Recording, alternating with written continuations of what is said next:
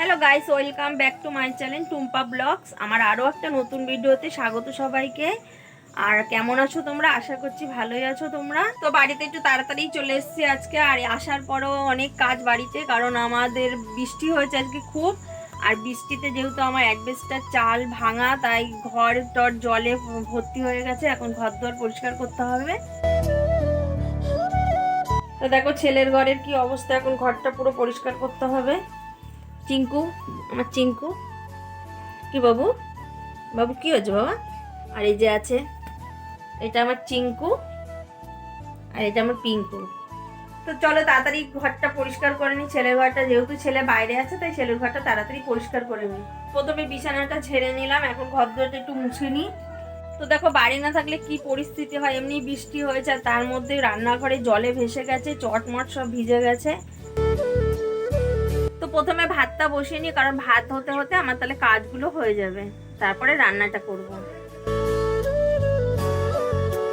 তো ভাতটা বসিয়ে দিলাম, এবার জামা কাপড়গুলো গুছিয়ে নিই, কারণ সকালে জামা কাপড় কেচে গেছিলাম, শাশুড়ি সব তুলে রেখেছে।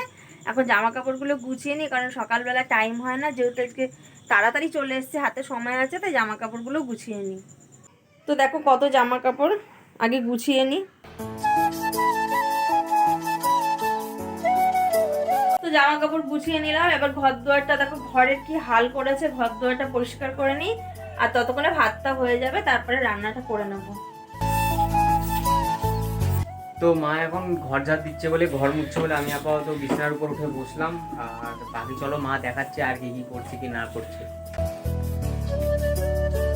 তো বন্ধুরা, সব কাজ করতে করতে আমার ভাতও হয়ে গেছে, এখন ভাত নামাবো, তারপরে দেখি কি রান্না করা যায়।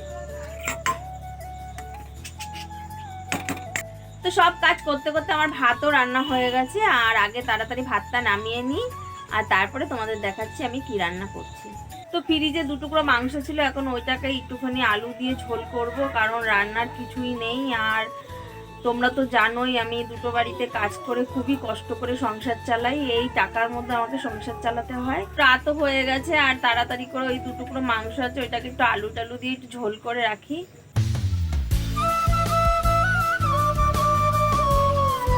আমি জানি আমার ভিডিওগুলো তোমাদের ভালো লাগে না, কিন্তু আস্তে আস্তে মানুষ তো একবারে শেখে না, না ঠিক আস্তে আস্তে আমিও একদিন শিখে যাবো। আর আজকে আর মশলা করবো না, যেহেতু অল্প একটু মাংস আছে, তাই একটুখানি পেঁয়াজ আদা রসুন একটু ঘষেই মাংসটা করব।